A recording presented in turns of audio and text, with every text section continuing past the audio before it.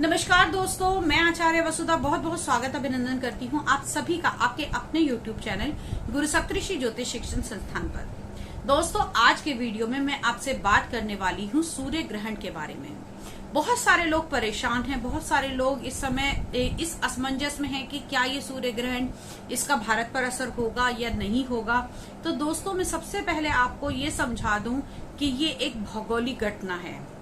भारत में इसका दिखना न दिखना एक अलग बात है, लेकिन इसका फल और इसका प्रभाव तो जनमानस पर पड़ता ही है, क्योंकि सूर्य तो दीप्तमान है, सूर्य कहीं गया नहीं। कुछ समय के लिए हो सकता है वो छुप गया हो, या उसकी जो पराबैंगनी किरणें हैं या उसकी जो नकारात्मकता है वो हम तक पहुंचती है या नहीं पहुंचती, ये इसके दिखाई देने का ऊपर निर्भर करता है। तो आइए जान लेते हैं कि इस 10 जून 2021 को ज्येष्ठ मास अमावस्या की तिथि के दिन जो ये सूर्य ग्रहण लगने जा रहा है, इसमें आंशिक तौर पर ये सूर्य ग्रहण रहेगा। यदि मैं बात करूं कि चंद्रमा कितना घेरेगा, तो 94% जो पार्ट है वो चंद्रमा सूर्य का कवर कर लेगा। अगला जो सूर्य ग्रहण लगेगा वो लगेगा 4 दिसंबर 2021 को। 10 जून को लगने वाले सूर्य ग्रहण को कंकणाकृति सूर्य ग्रहण कहा जाएगा। साथ ही साथ मैं कहूं तो इसे रिंग ऑफ फायर के नाम से भी जाना जाएगा। सूर्य ग्रहण का जो प्रभाव रहेगा वो भारत के कुछ ही हिस्सों में देखने को मिलेगा, जैसे अरुणाचल प्रदेश और लद्दाख के कुछ हिस्से। यदि मैं बात करूं तो थोड़ा बहुत ये जम्मू कश्मीर के हिस्से में भी कुछ बाहरी उत्तरी इलाके में देखने को मिल सकता है। इसके अलावा देश के अन्य विभागों में भी इसका, अन्य राज्यों में भी इसका असर पड़ेगा। सूर्य ग्रहण के अंदर क्या करना है, क्या नहीं करना, कौन सी राशि को इससे लाभ मिलेगा और क्या क्या सावधानियां बरतनी है, सब कुछ आपको बताऊंगी आज के इस वीडियो में। लेकिन उससे पहले प्लीज रिक्वेस्ट करूंगी कि अब तक चैनल आपने सब्सक्राइब नहीं किया है तो सब्सक्राइब कीजिए और बेल आइकॉन को जरूर दबा दीजिए, ताकि आने वाले सभी नोटिफिकेशन आपको समय से मिल सके। साथ ही साथ यदि वीडियो अच्छा लगे तो शेयर भी कीजिए और कमेंट करके हमें ये भी बताइए कि अगले किस विषय पर आप बात करना चाहते हैं। तो आइए बात करते हैं 10 जून 2021 को लगने वाला सूर्य ग्रहण। ये लगेगा 1:42 से दोपहर के 6:41 तक। कुल अवधि जो रहेगी वो लगभग 5 घंटे की रहेगी। आध्यात्मिक दृष्टि से इसका विशेष महत्व रहेगा। इस दिन किया हुआ पूजा पाठ, आप जप तप जो भी करेंगे उसका आपको कई 100 गुना प्रभाव मिलता है, फल मिलता है यदि देखें तो। अब बात करते हैं कि सूर्य ग्रहण के दिन आपको कौन कौन सी पूजा कर सकते हैं आप। तो सूर्य ग्रहण के दिन यदि आप गायत्री का पाठ करते हैं या गायत्री मंत्रों का पाठ करते हैं तो ये विशेषकर लाभकारी होता है, क्योंकि गायत्री मंत्र जो है वो सूर्य से जुड़ा हुआ है। काल सर्प दोष की पूजा हो सकती है, पितृ दोष की पूजा का भी इसमें विशेष महत्व माना जाता है। अब बात करते हैं कि कौन कौन सी राशियों के लिए ये कैसा रहेगा। तो राशिफल जानने से पहले सबसे पहले आपको ये जानना होगा कि सूर्य किस चीज का कारक है। सूर्य कारक है प्रशासन का, अध्यात्म का, आपके पिता का। अध्यात्म में कहूं तो पॉजिटिव पावर, आपके अंदर कितनी ऊर्जा अच्छी है उसका। और साथ साथ हमारे बॉस का भी कारक होता है। हमारे शरीर में आत्मा का कारक सूर्य है। हमारे आत्म सम्मान जो होता है, हमारी सेल्फ रिस्पेक्ट होती है, जो हमारी आइडेंटिटी होती है, उसका कारक होता है। हमारी हड्डियों का कारक होता है। तो इन सब कारकों को लगने वाला है दोष। 4 ग्रह एक साथ, जी हाँ, सूर्य, शुक्र, बुध और राहु, ये चारों ग्रह वृषभ राशि में ये ग्रहण लगेगा और नक्षत्र जो होगा वो मृगशिरा नक्षत्र रहेगा। तो आइए जानते हैं कि सूर्य ग्रहण का प्रभाव कौन सी वो 4 राशियां हैं जो कुछ उपाय कर कर बन सकती हैं लखपति, करोड़पति, और उनकी लग सकती है लॉटरी। तो सबसे पहले बात करेंगे वृषभ राशि वालों के बारे में, जिनकी राशि में ये ग्रहण लगने वाला है। लेकिन इस ग्रहण के पश्चात उनको बहुत अच्छे लाभ देखने को मिलेंगे। आप लोगों के अंदर ऊर्जा होगी, आपके विचार जो हैं वो पॉजिटिव हो जाएंगे। और साथ ही साथ यहाँ पर अगर मैं देखूं तो बुध और शुक्र का जो है वो राशि परिवर्तन भी चल रहा है, तो यहाँ आपको कुछ बेनिफिट्स हो सकते हैं। हाँ, हेल्थ की दृष्टि से आपको बहुत अधिक ध्यान रखने की आवश्यकता है। इस दिन आपने करना क्या है, सूर्य ग्रहण से पहले आपने थोड़ा सा अनाज में विशेषकर गेहूं को आप रखें तो बहुत ही लाभकारी होगा, वो आपने निकालना है। सूर्य ग्रहण के बाद में आपने हाथ लगाकर उसको दान अवश्य करना है। सूर्य गायत्री का पाठ आपके लिए सोने पे सुहागा रहेगा। यदि आप ये उपाय करते हैं तो निश्चित ही आपको बड़े सारे प्रॉफिट्स मिलेंगे। साथ ही साथ आपकी जो हेल्थ के इशू हैं वो भी आपको नहीं देखने को मिलेंगे। पिता की अगर हेल्थ खराब चल रही थी तो उसमें भी यहाँ इससे लाभ मिलेगा। आप चाहें तो अपने पिता का हाथ लगवाकर भी इसे दान कर सकते हैं। अगली राशि की बात करेंगे। सूर्य जिस राशि के स्वामी है वो राशि है सिंह राशि।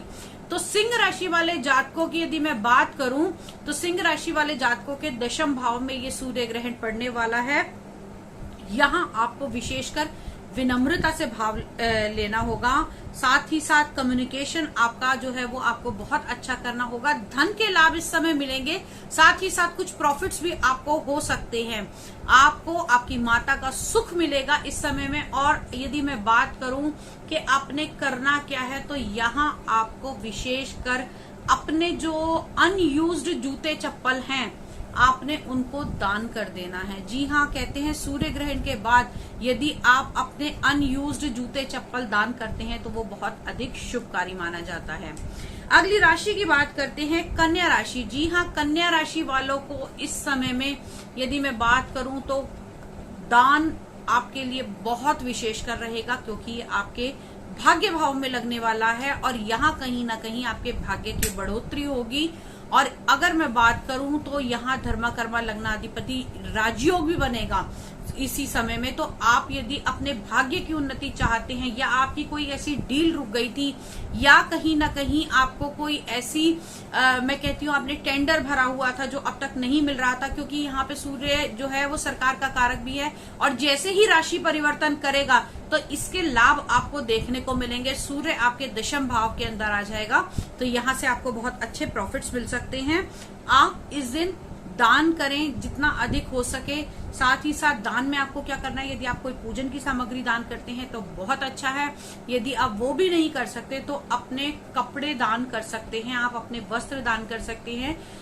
ग्रहण के बाद दान का विशेष महत्व माना जाता है। अब बात करते हैं हम तुला राशि वाले जातकों के बारे में। जी हाँ, तुला राशि वालों के ये अष्टम भाव में लगने वाला है ग्रहण, तो हेल्थ को लेकर जो इश्यूज थे वो ठीक होंगे।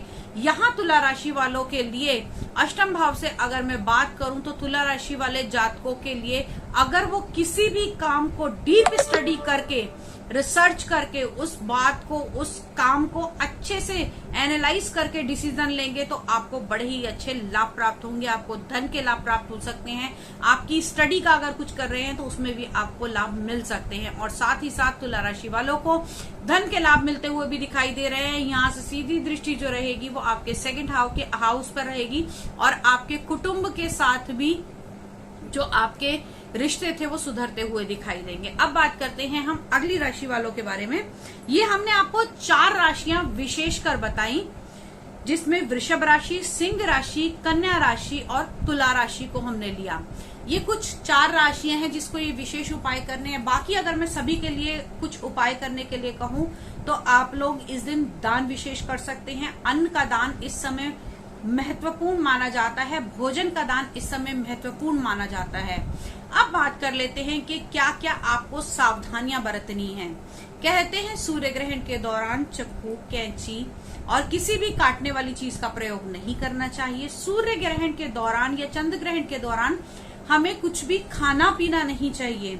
यदि आपके घर में बच्चे हैं या बुजुर्ग हैं तो उनके लिए ये अवॉइडेबल हो सकता है, वो लोग ले सकते हैं। और साथ ही साथ गर्भवती स्त्रियां, सूर्य ग्रहण हो या चंद्र ग्रहण हो, उनके लिए विशेष तौर पर ये हिदायत दी जाती है कि वो अपने पेट पर या तो चाहें तो वो तुलसी का अर्क लगा सकते हैं। साथ ही साथ तुलसी और उसके अंदर थोड़ी सी हल्दी मिलाकर यदि आप लगाएंगे तो जो नेगेटिव इम्पैक्ट है वो आपके आने वाले बच्चे पर नहीं पड़ेंगे। तुलसी का महत्व इसलिए कहा जाता है, कहते हैं तुलसी को ग्रहण का दोष नहीं लगता। भोजन सामग्री में भी यदि तुलसी डाल दी जाए तो उस भोजन सामग्री को ग्रहण खराब नहीं कर पाता। ग्रहण के बाद में पहले तो हमने आपको बताया कि पूजा करनी है, दान करना है, और ग्रहण के बाद में आपने अपने घर के अंदर कुशा, यदि संभव हो सके आपको कुशा मिल सके तो कुशा से गंगा जल का छिड़काव कीजिए।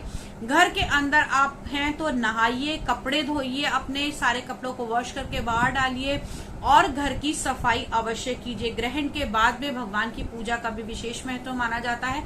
अपने मंदिर को अवश्य साफ कीजिएगा। साफ करना अगर उस समय संभव ना हो तो आप गंगा जल को छिड़क कर भी मंदिर को पवित्र कर सकते हैं। ग्रहण से कुछ जुड़ी हुई ये कुछ विशेष जानकारी, कुछ ऐसे उपाय जो आपको 100% प्रॉफिट देंगे ही देंगे और आपको ये उपाय अवश्य करने हैं यदि आप पाना चाहते हैं बहुत बहुत बहुत सारा लाभ। अगले वीडियो में आपसे फिर मुलाकात होगी, तब तक के लिए जय माता दी।